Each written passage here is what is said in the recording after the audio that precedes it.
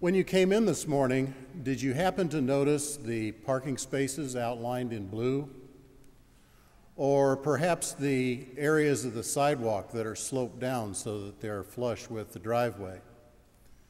If you don't know where they are, any of the children in the church will be able to show you where the automatic door opener buttons are.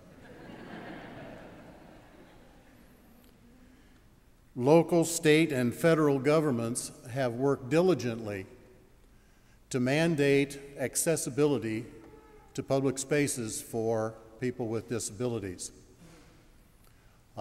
Many of us have a tendency to take these things for granted, of course, unless the blue parking space is the last one left in the parking lot. But frankly, none of those accommodations means a thing to someone who cannot even get out of their own house. Isaiah 42:6 says, "I, the Lord, have called you in righteousness, to free captives from prison, and to release from the dungeon those who sit in darkness." That is the mission of Servants at Work, or SAWS. For 9 years, we have been building freedom for people with disabilities, one ramp at a time. Last year, I spent most of my time recruiting and training new volunteers in other areas of our state as the need has arisen. Out of 154 ramps that we built last year, 67 of those ramps were built by 18 new construction groups in about 24 cities around our state. As a result, I wasn't really sure what I wanted to tell you this morning. That is, until I went to the annual kickoff dinner last Saturday. Volunteers told me a story about a child who couldn't go to school unless there were enough people around to carry her down the steps to the bus that the school provided.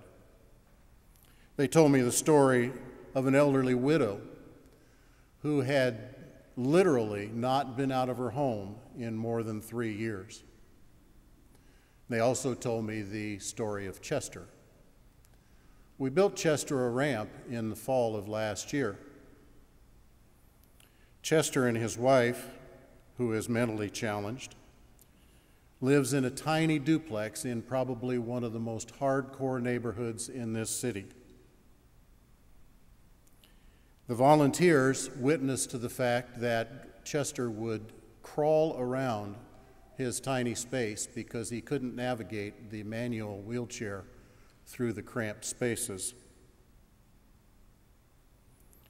They said that he was extremely dirty, emaciated, and was described as not having any life left in his eyes. One of you donated a 3-wheel scooter last year, and we decided to give this to Chester right before Christmas of last year.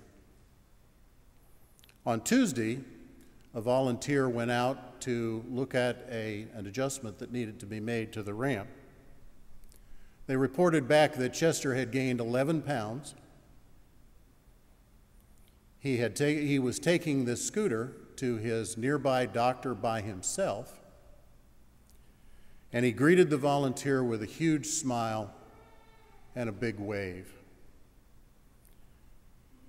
The volunteer related to me afterwards. He said, "Rick, it was like looking into the face of Christ."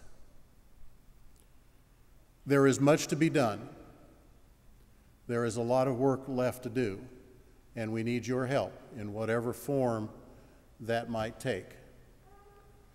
If you have any questions, I'll be in the chancel after the service, and I would love to have an opportunity to talk with you. God bless you all.